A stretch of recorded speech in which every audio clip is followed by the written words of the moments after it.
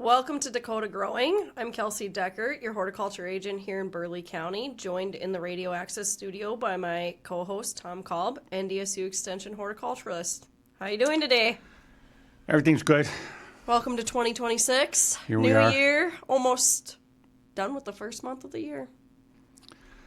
Wow, time flies, huh? It's know. gonna be a quickie, or won't it be? No, it's very good. Gonna be a great year. Very positive about it.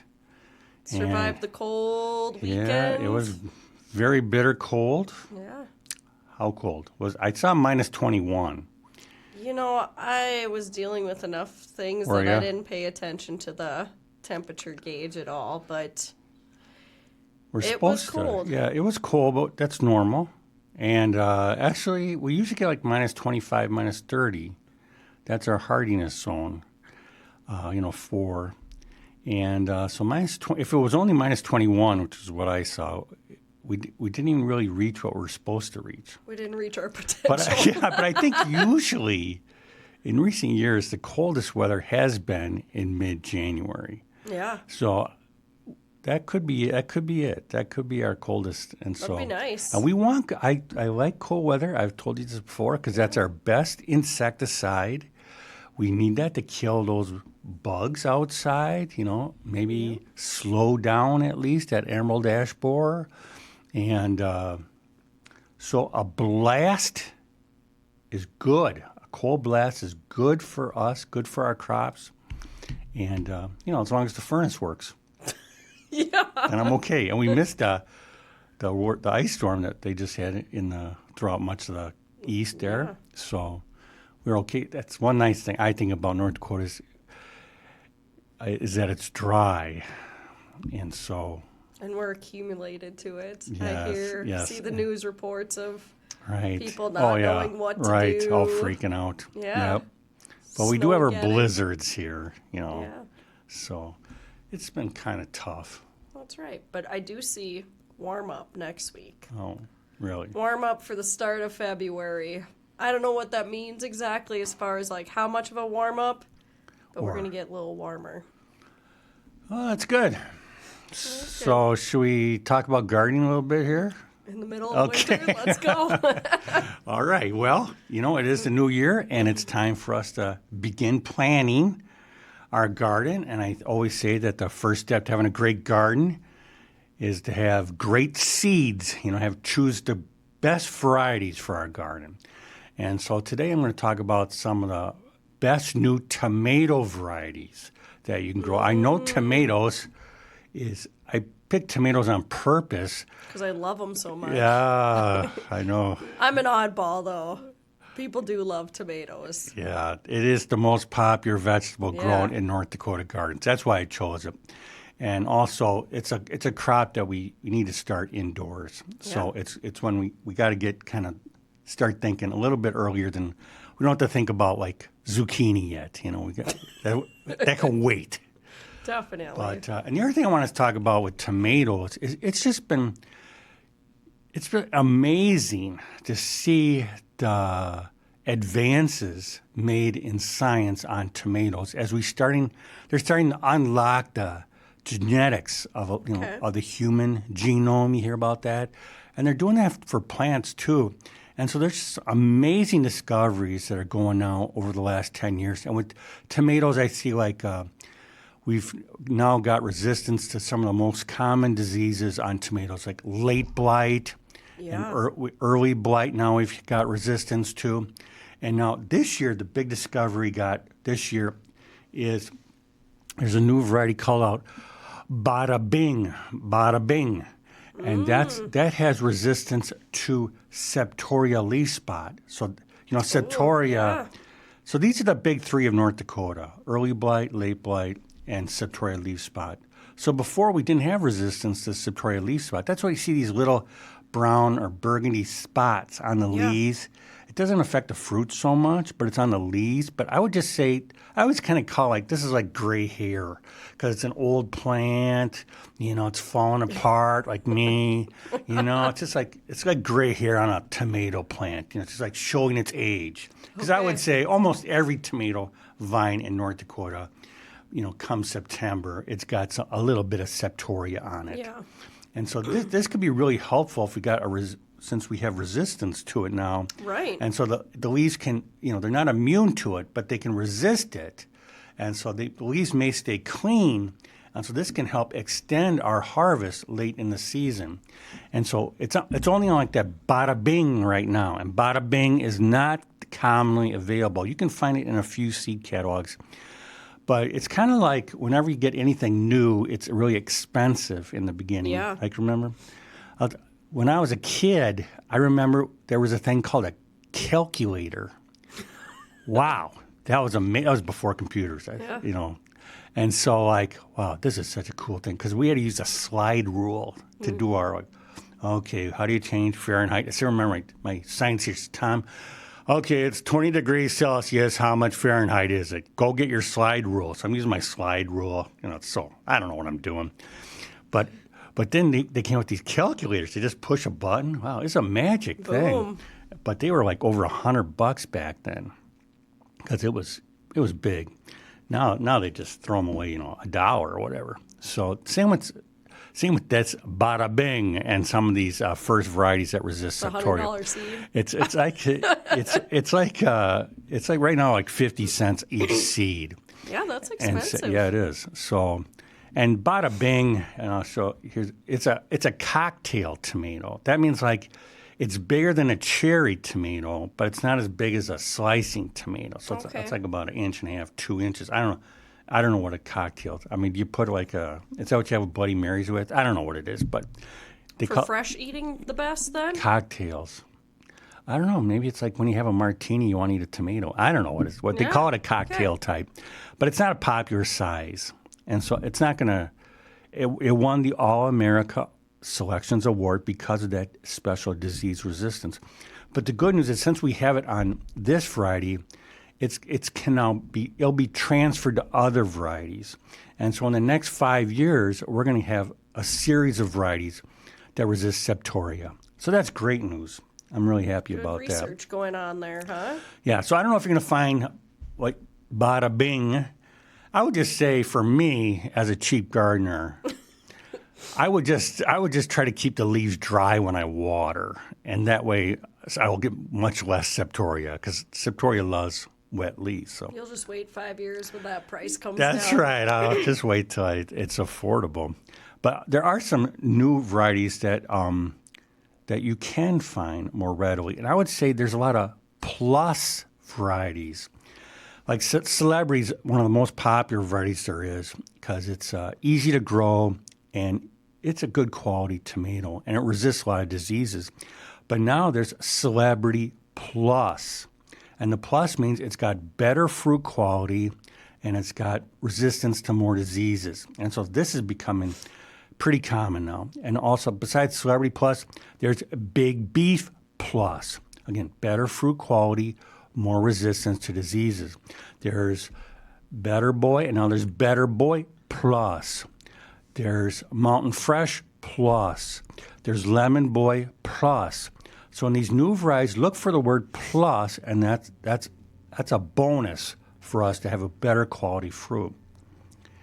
Another relatively new group is the Mountain group, and this is Mountain Merit, which we tested a few years ago.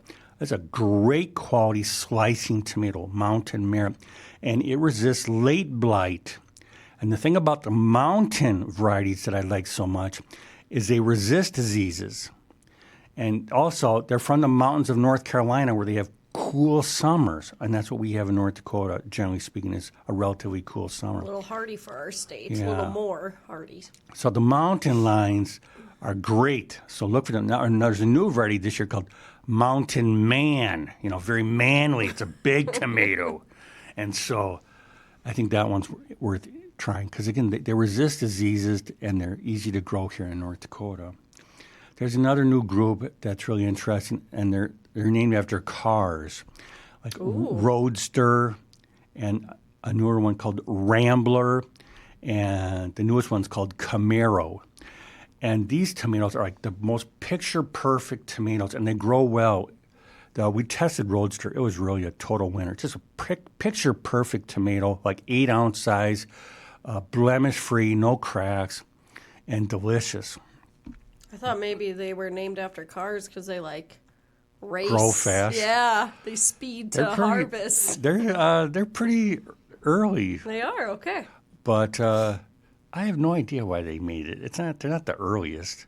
But they're not called like sluggo for slowness. But probably the guy or the woman who did the breeding is a car fanatic. Yeah. That's kind of like the way they go. They like to have like they're programmed to be symbolic of something. Like same with like North Dakota State University, some of our plants, we call them like prairie this, like prairie horizon, that kind of thing. So like if you see, oh, it's prairie, oh, that means it's from NDSU, probably. And so like prairie reflection, a bunch of prairie plants. So this person just likes cars. But anyhow, it's really an impressive looking tomato and not bad tasting too. And another new one out this year I want to tell everybody about is Wonder Star Pink. And pink tomatoes are pretty popular because they're just a tinge milder, less tangy in general than a red tomato. Okay. And so they're very popular, especially like in Asia. The pink tomatoes are most popular.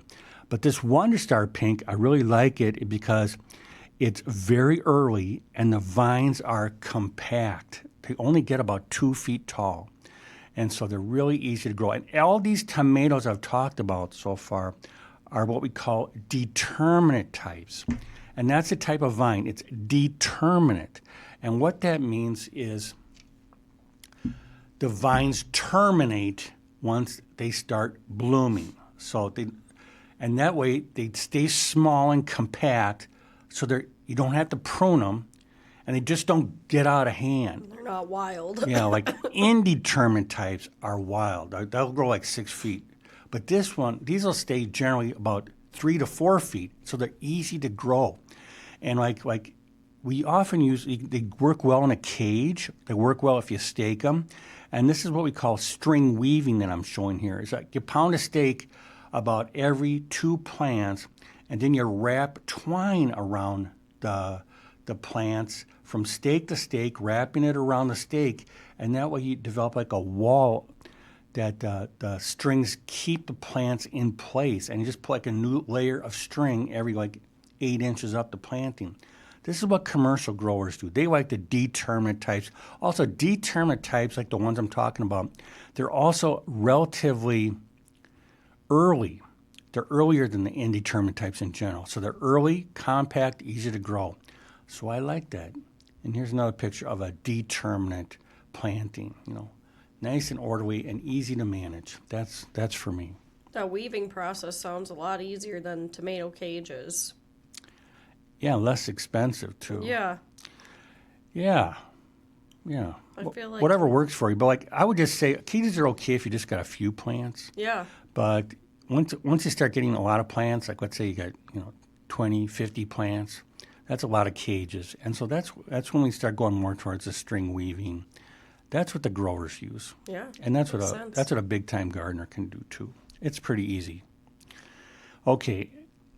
I'll talk about some cherry tomatoes. In the past, we've talked about Sun Gold. This may be the most popular of all, the most tasty, the highest rated tomato in our trials that we've ever had. I tell a story about, I remember one person reported that those tomatoes taste so good that their children would sneak out into the vegetable garden to sneak and eat the tomatoes. That's how good these golden tomatoes are. These little cherry tomatoes. Sun Gold, Sun Sugar is another good one. But in recent years, they've come up with, the grower from Sun Gold has come up with Sun Orange, which is, it's oranger, a little bit lighter, and also it's a little bit bigger and it cracks less. So this looks really, and it still has that fruity, sweet flavor. So this is a relatively new variety that I really encourage people to give it a try.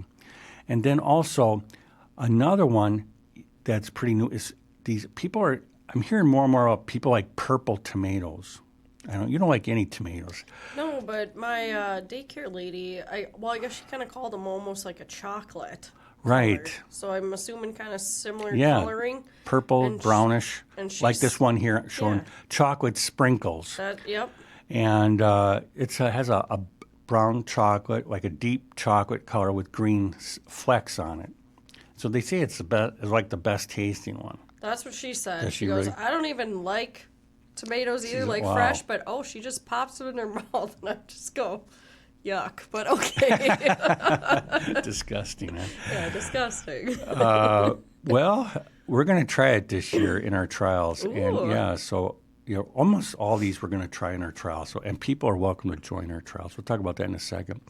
But this looks like it's supposed to be really sweet, and it doesn't crack as much, which is always a problem with cherry tomatoes, is they crack whenever we get a little rain. So I'm really excited to try it because people tell them, I give a talk and people, I say, okay, what's your favorite tomato? And almost everybody in the crowd, almost every time, at least one person in the crowd will say, I like these purple tomatoes. Yeah. And so here's the most popular one that I often hear is Cherokee Purple. It's a big heirloom type. It's indeterminate now. It's one of these wild ones. But it has big fruits that people just say it's absolutely, has like a smoky, delicious flavor to it. And the reason why I mention is this is an heirloom, but now there's another heirloom called Carbon. And so what they've done, they cross Carbon with Cherokee Purple to make a hybrid that's earlier, that's higher yields, it tastes delicious, and doesn't crack as much as is common for heirlooms. So it's called Cherokee Carbon. So that's another new tomato I invite people to test. Another new tomato that we're going to test that with is called Dark Star. And Dark Star is one of these purplish shade or brownish shade of tomato that's famous for its flavor. So it's a new variety. It's very firm and looks very promising. So I'm excited to try that. So those are some of the new tomatoes I want to give everybody a heads up about, to think about. So how do we make it happen? Okay, our game plan is we want to put our tomato plants out in late May. It's about the time, mid to late May. So we want to start them about 6 to 8 weeks early. So we want to get our seeds in the ground indoors by early April. And now we're not going to find these seeds at a typical garden center. These are like, a garden like a Walmart's kind of like McDonald's, I'm not talking about like McDonald's, fast food here. Sit down, huh? I'm talking about gourmet stuff here, chocolate sprinkles, Fancy. tomato. These are Yeah. the best of best. See, I'm not going to find this at most garden centers. So you got to make an effort and get some seed catalogs. Okay, and I've talked about this before, about what a joy it is to go out in wintertime and open up the mailbox and see a seed catalog, because that's like an adventure book just full of hundreds and hundreds of beautiful pictures and amazing varieties. So I love catalogs. And so what catalog should you get? I invite you to go to our website and Google the North Dakota Home Garden Variety Trials. I've worked with over 1,000 gardeners test varieties in their backyard gardens, and these are the best ones for North Dakota. So just Google North Dakota Home Garden Variety Trials, and you can see our listing of the recommended varieties. And on the back page, I'll have a list of seed sources. These are seed companies that almost all offer a free seed catalog if you just ask for it. And here's a few seed catalogs I'll just note real quickly. Everybody should get the Johnny Selected Seeds catalog. And that's because it's a great information source. You can get your seeds there. You can get your seeds anywhere. It doesn't matter to me. That's your choice. But I really like that catalog because it's full of valuable information. It'll tell me, like, okay, this is when you plant it. This is the bugs you got to worry about. This is the disease you got to worry about. Here's some key planting tips. Here's how far apart you put the plants. Here's how you harvest them. It's like full practical information. Wants you to be successful. Yes, they want you to be successful. You've heard me say that before. And but there's other ones I see, like Osborne Quality Seeds, Jung Seeds, organic seeds like Prairie Road. We got that right here in North Dakota. That's a great company. territorial. And I like pine tree for normal people because pine tree, the seed packets are smaller and they're not as expensive. So most people, like when I buy seeds by the pound, but most people buy it by a packet. And so like pine tree seeds would be a good source for that. So got to get going on this. Got to start thinking about it. It's still cold outside. Let's try to get focused a little bit. Go get your seed catalogs, and let's just have an amazing 2026. How about that? That's what I got. I think good way to pass the cold days away. Yeah, exactly. And something to do? Yeah, football's gone now. So what else are you gonna do? There's nothing else to watch. Or Netflix or. I guess. You don't have Netflix, do you? We do actually. Do you really? Great. Yeah, we do. Okay, we'll talk about that someday. Okay, well, I'm going to piggyback off of you, Okay. and I'm going to talk about, like I do the last couple years, our, new year, the plants of the year. Oh, so yeah? we had the conversation. What's this year? Yeah, we had the conversation. New lunar year coming up, and it's going to be the year of the horse. Year of the horse. Yeah. My daughter. So what do you think are characteristics of horses? Well, first of all, they can take a lot of abuse from cowboys who sit on them all day. Wow. If I was a horse, I'd be a bucking bronco for sure. I would just get you that. off my back. Get off me, buddy. Walk yourself. Get a car. That's what I would tell that guy. But I heard horses, they're adventurous. They got free spirits. They're always like the wild horses and just running around, chasing the wind. So that's my daughter. She's adventurous. I don't know. What else is there? What else is there? Energy, Full of energy, independence. independence. Yeah, I believe And that. then like this year, I guess I didn't really pay that much attention the last couple of years when I've done this kind of talk and stuff, but they always put an element next to it. And like this like year is fire. Earth, fire, water. So kind of intensity and passion. Yeah. So Is that this year, fire horse? Yeah. Oh, that's kind of cool. I like that. Yeah. Of course, that's all nonsense. Right. Are you telling me everybody born in 2026 has the same personality? I doubt it. Listen, there's some boring horses out there, I've owned some of them. That's right. Had some real buckers too, I guess. Yeah, right. Okay, so one of the Okay. first plants that was selected is an azalea. Azalea. Yeah. What do you think of those? Forget about it. What's the I'm next gonna plant? say- I'm going to say forget about it for North Dakota coming really? up, but Okay. just some like fun facts and stuff. Did you know they come from the Greek word meaning dry? So I didn't spend a lot of time, but I guess I'd be curious of I didn't know that. why they selected that and like what's dry. I guess maybe they grow in obviously these Yeah, more it must be tropical native zones. to a dry area. Yeah, Must be that a would my desert guess. plant or something.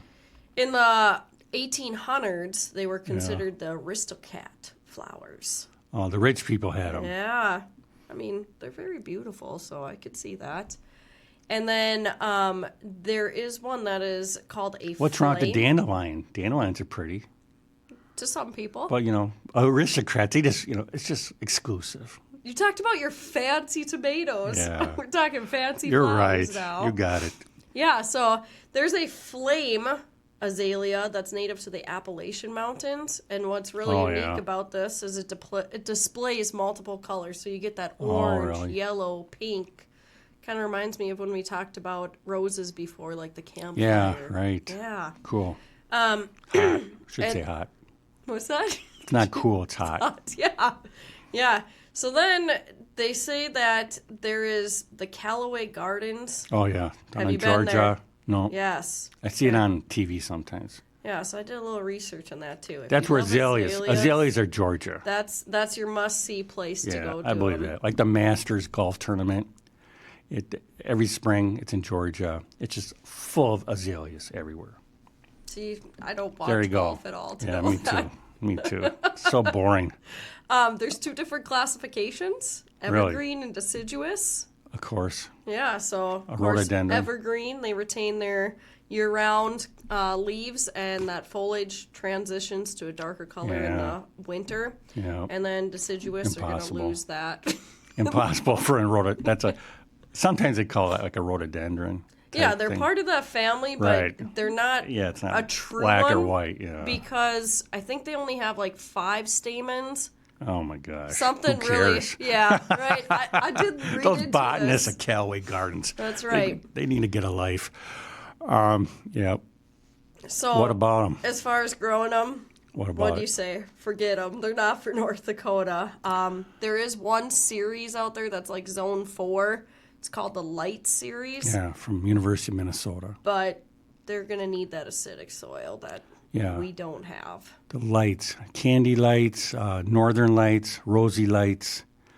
It's really the only selection that's available that's hardy. North Dakota State, we have one coming someday. Ooh, Fire flare. It's spectacular. It's bright orange. That's the only one that we got. It's that series, Fire Flare, but it's not quite available at the garden centers yet. and that'll tolerate our soils?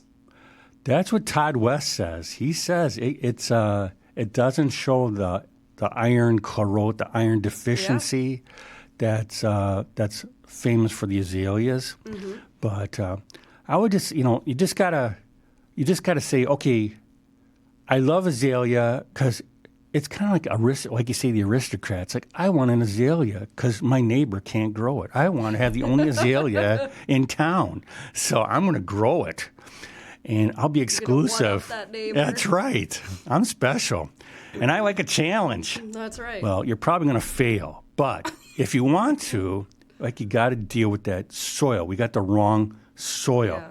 Like Callaway Gardens, Georgia, they have a acidic soil out east, the red clay. Yeah.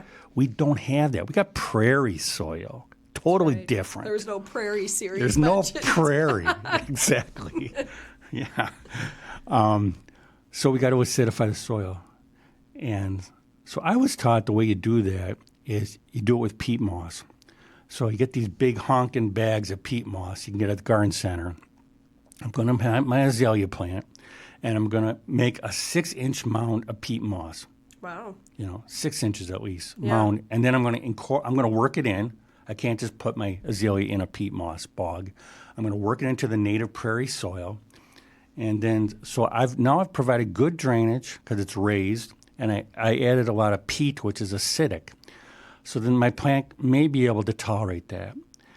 But Mother Nature, she's going to fight you the whole way, Yeah. right? She's going to want to say, "Sorry, Tom, man. This is not going to be acidic. I'm going to make it alkaline again." So you got to keep monitoring. I mean, you have to add that, like iron sulfate or some type of sulfur to fight back. So it's a long-term struggle.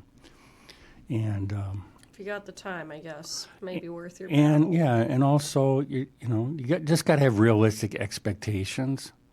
I always think of like when I was in high school working at Prairie View and stuff, the blue hydrangeas. Yeah, right. Yeah. Same. Yeah. And then they came with probably what you're talking about, the little packet. So Oh yeah. You could get it It's sulfur. acidified, yeah. Yeah, It's but that nice that's blue just color. temporary. Yeah, then they go white. But I mean, like the soil wants to go back to its native state. Yeah. So you can't just change. Say, okay, that's it. It's not magic. No, but like maybe a raised bed, because it's maybe that would help to keep it more the peat moss more in place. But it's going to want to. You got to keep every year. You got to keep paying attention to it. But you got to get one of the lights one from Minnesota. Yeah. You got to start with that. Zone 4. Forget about that flame from the Appalachian Appalachia. Mountains. Ain't going to work here. Okay, our second plant is a ficus. I'm not going to talk a lot about ficus, but they are the national tree of India. So again, some facts for you guys. Wow. The weeping fig and the fiddle leaf Right. are your most common popular house plants out there. Found it interesting that they have the ability to grow on the surface of another plant. Did you know that? I'm sure you did. Or the roots, yeah, sometimes the roots are slightly above ground, too. Yeah, like they will grab water, nutrients Yeah, from the right. air, rain, or even like debris. So that was kind of interesting to find out for me. If you do have it as a house plant, to keep it thriving, needs lots of light. The more, the better. Yeah. And then, of course, like a house plant with watering and stuff, you want to wait till 25 to 50% of that top soil is dry to give it a drink. Yeah. They are tolerant of low humidity Yeah. and being root bound, so that's helpful too. And then they're going to show you signs of stress by dropping their leaves. So that's kind of what I got on the ficus, but shifting. Yeah. Just real quick with that ficus, Yeah, the big problem please. we always get is that people, they like their ficus and they want to bring it outside in the summer. right. So the first thing is you got to introduce it. You can't just give it. Doesn't get sun. It's going to get blasted. It's Yeah. like going to the beach on first day of summer, and you're just going to turn totally pink, and all your skin's going to peel off. Same thing with the ficus plant. Its leaves, they need to have a wax. They need to develop a waxy protection on them, and they do naturally. So you have to introduce them to shade first, and they'll develop that waxy coating. Then after a few weeks, then you can get them more sunlight. But then the other problem, what I always get is in the fall, they have their summer plant, and it's really lush, and they want to bring it indoors. And then what happens, the leaves have all the waxy coating on them, and the plant goes indoors. There's not much light indoors, and so the waxy leaves don't work very well. And so the ficus plant says, these leaves are worthless. So it sheds all the leaves. So then people call and say, Tom, how come my ficus is dying? Everything's dropping all the leaves. It's just shedding the leaves that have too much summer wax on them. So it'll come back. Don't worry. It's a little bit of a fussy It's kind plant. it's kind of a fun plant. Yeah. The next one is a hot pepper. And I just got to say, the last couple years, I've learned a lot more about hot peppers, especially from one of our local master gardeners. Oh, yeah. Brandy, she's the real expert on that. I say so. So she talked about it. impressive. But the hottest pepper right now in the world, a lot of people thought is like California Reaper, but it's actually called Pepper X. And from Oh, really? her presentation that she did at the expo, I think last year and stuff, she talked about how it's actually not available. Like the gentleman who's developed it, It's a weapon. he's not sharing it yet. Why? So I don't know. How selfish. Yeah, What's wrong with that guy? I suppose he wants to make some money. What's that? Make it really... Well, hot, what? Hot is hot. Okay, once you get up to those habanero types, what's the point? I mean, you really have to go higher? I mean, this is how you get stomach cancer. Yeah. I mean, there were studies that showed that. Ouch. People who eat a lot of hot peppers, they're going to get stomach cancer. So, Yeah. Forget it. well, and then habaneros, those things, I know your husband grows them at Minokan Farm. You touch that, it's like a deadly weapon. That oil, if you touch your eyeball, it's going to just swell. Or, pick your nose or anything. A kid does, oh my God, what's going on? So you got to be careful with those things. But, I'll never forget when I was teaching one of my classes, we did fresh salsa. Oh, yeah. And one of the boys, of course, brought in Jalapenos. jalapenos.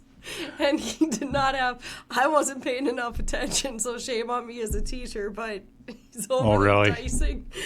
He's I just don't know. full. He's just swelling up. Tears running down. Poor I guy. mean, it was a little comical for that day, but Yeah. yeah, so another thing that people maybe don't know is that chipotle pepper is actually just coming from our dried jalapeno peppers. It's not like a special one. And then ancho pepper is just dried poblero peppers as well.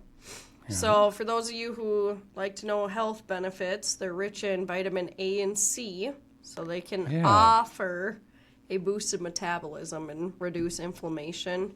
Reduce inflammation. I guess, right? You If it's a hot pepper. What are you talking about? I can't tell. I can't tolerate a lot I of don't heat, think so so. this isn't for me. But the other Eat an thing, orange. If you want vitamin C, okay. Eat Or an try orange, a bell pepper, okay? don't go these That hot hot peppers. They're dangerous. Eat like at your you own said. risk there. Yeah. The one thing Health that benefits. I thought was interesting too that I guess I had not understood. I mean, I knew the heat came from the seeds, but again, Right. Brandy had talked about this too. also those internal membranes Yeah. is where the heat comes from. Right. So where the seeds are attached to the fruit. Yeah, so kind of Skin. interesting to learn about that. Like, Yeah, you know, just people stay away always from say, that inside stuff. Yeah, they say take away the seeds and you don't have the heat. Well, there's still still that the membrane Yeah, there. that whitish membrane has Yeah. a little bit too. So as far as growing them, you can obviously do very well in North Dakota with growing hot peppers and stuff, but you want to, like you said with Yeah. tomatoes, plant your transplants after the risk of frost has passed. Support them with cages, stakes, get them up, get them off the ground. Yep. They do self-pollinate, and like you mentioned earlier, use Yep, gloves that's when right. handling them That's or right. processing them. And then they are ready to harvest when they have fully changed color.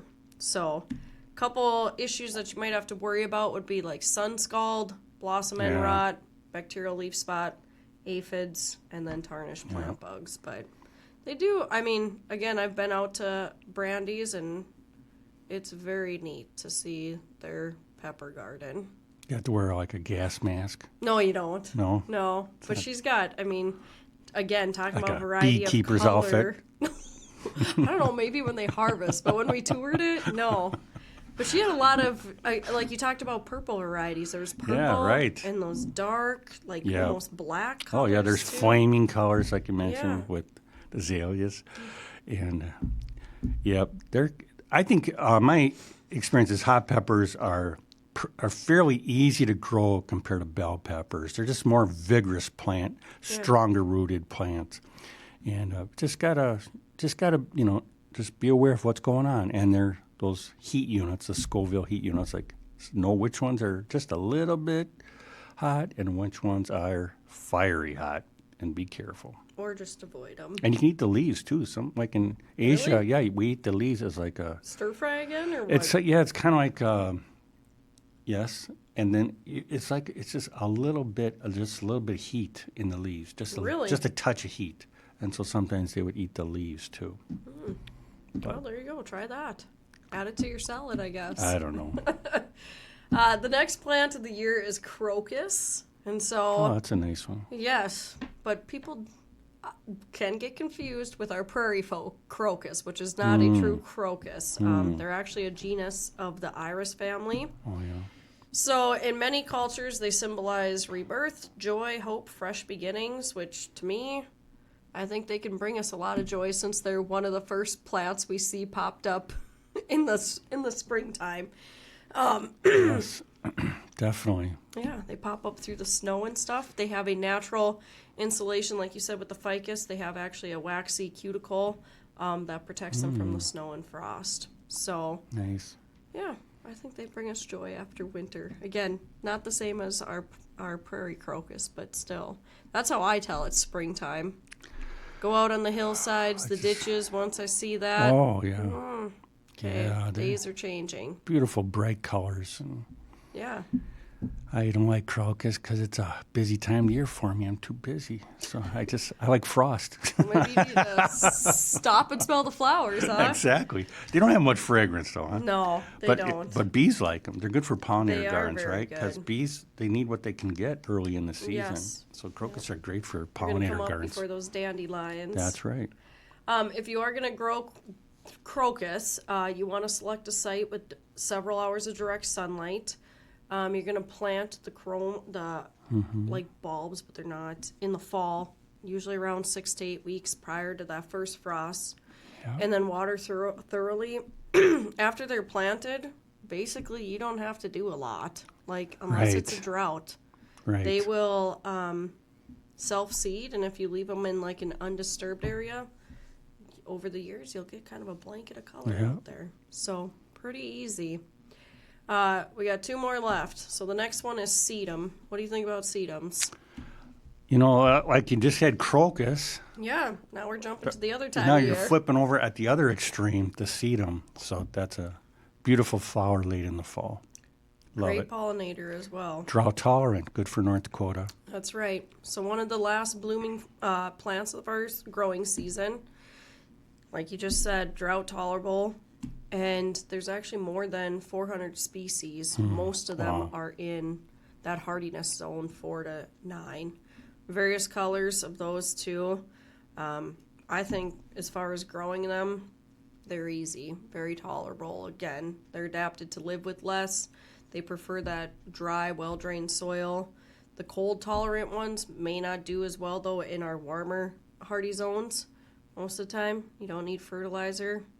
Can be divided and moved as well. So my mom's got a few sedums that they look Stone great. crop. Yep. Yep. Yep. It's a good one. Like the color. Okay, last one. Impatience. I'll lean on you for your variety knowledge on these two. Oh, I haven't done impatience trials in a long time. Oh, but you used But to. there's the classic impatience, and then there came a new group called New Guinea's impatience that were the classic impatience. The reason why you grow them is because they're one of the few annual flowers that can bloom in shade. So if you had a shady area and you wanted to have a splash of color, your best choice would be those impatiens, and they're getting dwarfer, more compact over the years, and then New Guinea impatiens came out. They were less shade tolerant, but they were made of big, brilliant colors of orange and hot pink. They were really special and nice foliage too. But the classic impatiens, I think really their niche is they can take shade better than all the other annuals. Yeah. So just some fun facts about these is in ancient China, they used to take their petals and mix them with orchids, and alum to make nail polish. So back in the day, I guess that's how you got your nail polish. Their name comes from their seed pods, so by the slightest touch, they'll burst. They're impatient, I guess. Is that what it is? Yeah. They can't wait to pop open, huh? There's 850 to 1,000 species that are native to Africa. So did you get to see those when you were over in Africa? I was too busy being safe, chased right? by rhinos. Yeah. I didn't have a chance to smell the impatiens. Yeah. They don't have much fragrance anyhow. No. No. So you already talked about those traditional varieties thriving in the deep to partial shade. Yeah. The New Guinea preferring that partial. Have you heard of sun patients? Those ones, I guess, can handle full exposure. Yeah. So that's another variety. I don't quite get that because they're not that beautiful. So you don't like impatiens? I would just say, if they're what, okay. like what, if I have a son, why do I want to grow an impatiens? Yeah. Even a sun impatiens. Why don't I just grow like I got every other annual to choose from. Mm-hmm. So I never did understand that. Forget about those ones too. I don't see really have a thing for impatiens, but I think you got every other flower to choose from there. Yeah. Right? Yeah. Zinnias, marigolds, you name it, snapdragons. You just name it. Everything can take full sun, so why do you want a sun impatient? I don't get it. It's boring. Again, just showing our viewers a little bit about the spacing. You talked again about them being a little more compact. So those traditional are a little bit smaller. They need less spacing. New Guinea gets a little bit bigger, and then the sun patients get a little bit bigger than that. As far as growing and watering and fertilizing, they do like their soil consistently moist. It's beneficial to have mulch, of course, to retain that moisture, and then they also are going to enjoy that fertilizer. So, with that, those are the plants of the year, and I say, here's to 2026, moving into the fire horse of the year. That's right. Wow. Yeah. You're the horse. There you go. Let's hope it's a good one. Let's hope the fire horse, that means it might be warm. A little warmth wouldn't hurt now. That's a good way to interpret it. Maybe I like water horses more, maybe. I like a little bit more rain. I think the rain's what I would rather have than fire. But we'll see what happens. It's So what year are you? Well, the monkey. You're a monkey, and I'm monkey. a pig. There you go. I'm a pig. I don't know what that means. Okay. Yeah. have to look into that. Year to of the know horse. again Well, the it's all meetings. nonsense. It's all nonsense. So whatever. Go celebrate it. Year of the horse. Okay, it's gonna be a good year. Might be a fast-paced adventure. That's how I think Okay, I of it. like that. Yeah. Intense passion. Might have some adventures for 2026. Okay. Anything else you got to add today? I got nothing more. All It's right. good. Good start. It's a good start for the year. As always, we hope that you will join us on our future episodes of Dakota Growing, and we just thank you for joining us today. Dakota Growing is a gardening show brought to you by Dakota Media Access and NDSU Extension. We discuss a variety of timely topics pertaining to your landscape, along with giving you tips and advice for your lawn, garden, and trees. If you have questions, call 701-221-6865 or email ndsu.burley.extension@ndsu.com. Dakota Growing airs on Radio Access 102.5 FM, Community Access Channel 12 or 612 HD, or online at freetv.org.